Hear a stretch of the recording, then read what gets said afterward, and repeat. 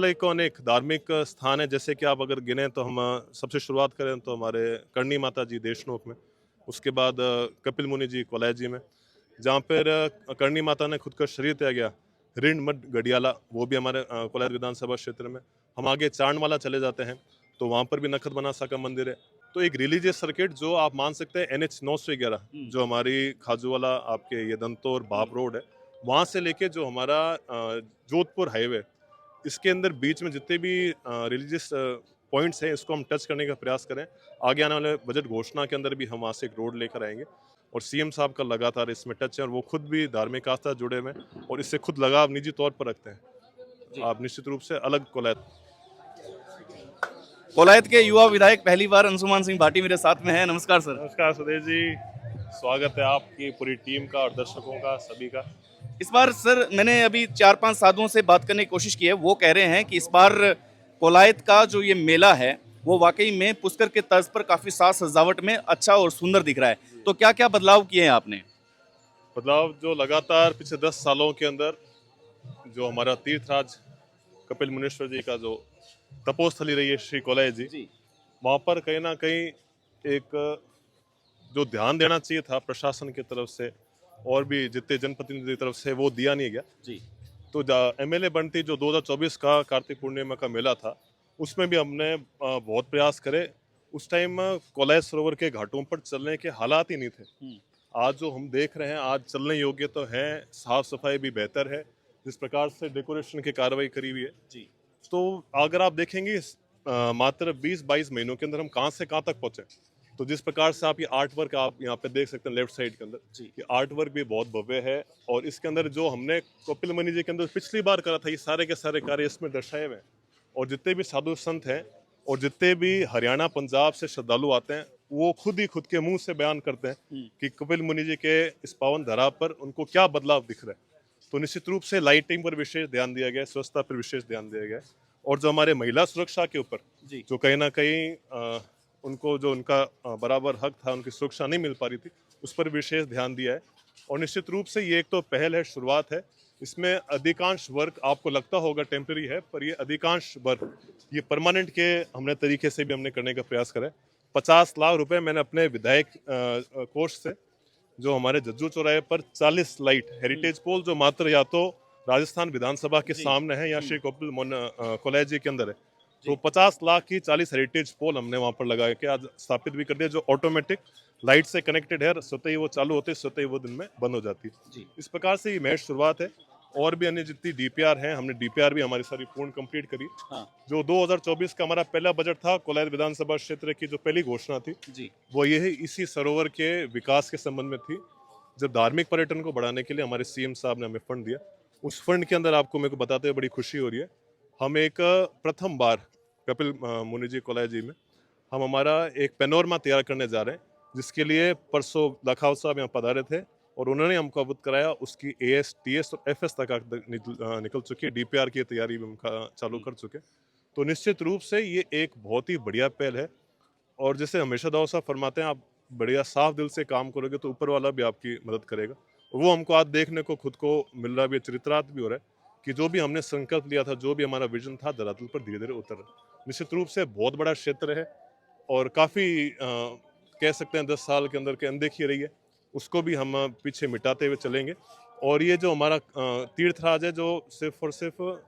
बीकानेर नहीं अपितु पूरे हिंदुस्तान में खुद की पहचान रखते हैं, उसको खुद का स्वर्णिम इतिहास में जो उसके सुनहरे अक्षरों के अंदर उसका नाम था, उसको वापस हम लेकर आएंगे। तो जिस प्रकार से हमें साधु संतों का, जिला प्रशासन का और यहाँ पर जितने भी वॉलंटियर्स हैं जो 3600 कौम से बिलोंग करते हैं, सिर्फ और सिर्फ कोलायत प्रॉपर नहीं अपितु पूरे कोलायत तहसील बीकानेर जिले के लोग, वो खुद का योगदान यहाँ पर देते हैं और निश्चित रूप से एक भव्य, एक सुनहरा जो तीर्थराज श्री कोलाय जी कपिल मुनि जी का, ये भी बहुत भव्य बनकर हम दिखाएंगे। अच्छा सर, पुष्कर है जो अंतर्राष्ट्रीय लेवल को छूता जा रहा है। भिन्न भिन्न प्रकार के लोग आ रहे हैं, अंग्रेज लॉबी के लोग हैं, वो यहाँ पे मोटिवेट हो रहे हैं इसको देख के। तो कोलायत क्या इस बार आपको लग रहा है कि कोलायत का जो आपने डेकोरेट किया, मैं सैंड आर्ट देख रहा हूँ पीछे, वो बहुत शानदार है। ये नए नए इनोवेशन आपने करने की कोशिश की है। जब बाल अवस्था के अंदर कपिल मुनि जी ने देवती माँ को सांख्य दर्शन दिया था, पिछली बार हमने सैंड आर्ट में वो दर्शाया था। इस बार हमने जो उनकी ऋषि मुनि अवस्था के अंदर जो उनका जो भी स्वरूप था उसको दर्शाने का प्रयास करा। ये सैंड आर्ट भी पहली बार हमने इतने बड़े स्केल के अंदर पूरे बीकानेर जिले में उपयोग हुआ। आप देखते होंगे जब रामदेवरा का मेला होता है, जब एक छोटा सा NH 11 के ऊपर आपको छोटे से आपको रामदेव जी का आपको प्रतिमा दिखती होगी, पर ये आज देखेंगे आप इसके डायमेंशन बहुत ही बड़े हैं। 40 फीट तो इसकी लंबाई है और 20 फीट इसकी खड़ाई है। तो निश्चित रूप से ये जो रिलीजियस सर्किट जो आप हर बार मेरे विधानसभा के आप उसमें वक्तव्य में देखते होंगे, मैं हमेशा ये बात रखता हूँ कि ये जो कपिल मुनि जी का कोलायत है, कोलायत के अंदर अनेक अनेक धार्मिक स्थान है। जैसे कि आप अगर गिने तो हम सबसे शुरुआत करें तो हमारे करणी माता जी देशनोक में, उसके बाद कपिल मुनि जी कोलायत जी में,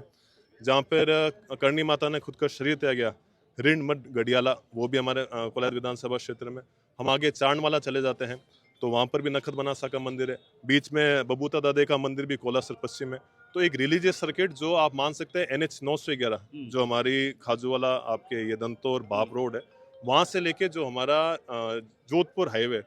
इसके अंदर बीच में जितने भी रिलीजियस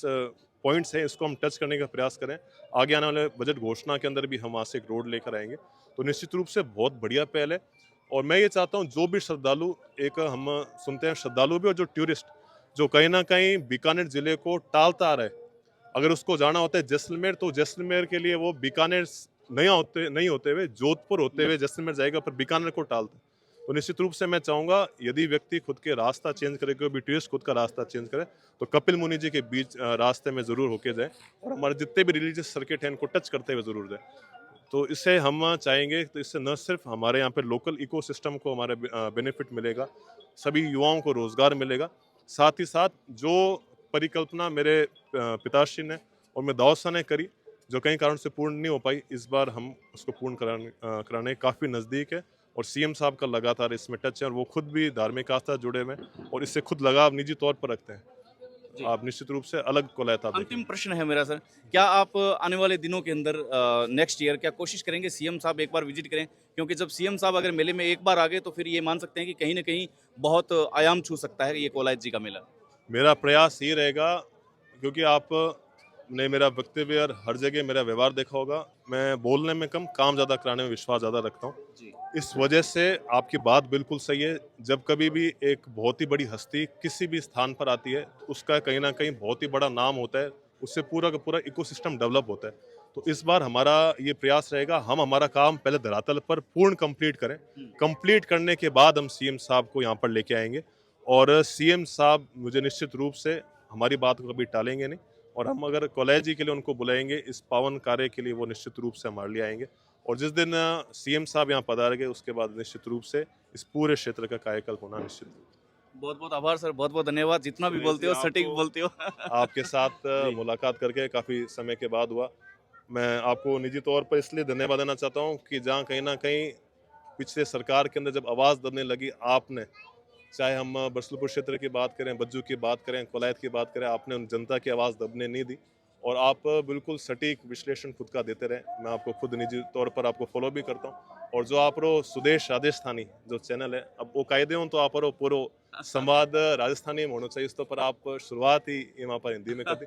पर निश्चित रूप से जो आप रो सबसे पहले टारगेट हो माइड भाषा रो बीरे खातर भी आप निश्चित रूप से प्रयास कर सा और जितना भी चाहे मीडिया रा अलग अलग प्लेटफॉर्म है वे खुद सही फीडबैक देसी तो बिन फीडबैक ने आप सकारात्मक रूप में लेट साल सा और मैं तो ये कोलायत क्षेत्र ने बड़ो सशक्त देखना चाहूँ, बड़ो मजबूत देखना चाहूँ, बड़ो सुनहर देखना चाहूँ, वही मारो प्रयास है और लगातार आप साथ मिलते रहे की तरह आपकी टीम ने और आपने विशेषकर मैं बहुत बहुत धन्यवाद देना चाहूँ। बहुत बहुत आभार। ये थे अंशुमान सिंह भाटी जो युवा विधायक हैं, प्लीज सर। तो बहुत इन्होंने गहरी बातें कही है इस इनोवेशन को लेकर के। ये कार्यक्रम हर साल होता रहता है, लेकिन इस कार्यक्रम में एक अलग से फीडबैक कैसे दिया जाए, इस कार्यक्रम को अलग तरीके से कैसे सजाया जाए। जैसे आप देखेंगे सैंड आर्ट है जो पीछे बनाया गया है, आप देखेंगे कि लाइट डेकोरेशन किया गया, आप देखेंगे विधानसभा के बाद में सिर्फ और सिर्फ श्री कोलायत में वो लाइटें लाई गई है। तो इस तर्ज पे हम किसी भी प्रकार से इसको नया रूप दे सकते हैं। नए रूप के साथ बदलते हुए कोलायत तीर्थ की तस्वीर के साथ हम आपसे अलविदा चाहते हैं और ये उम्मीद करते हैं कि आप श्री कोलायत में एक बार जरूर आएंगे, एक बार श्री कोलायत के दर्शन आप जरूर करेंगे, क्योंकि इस बार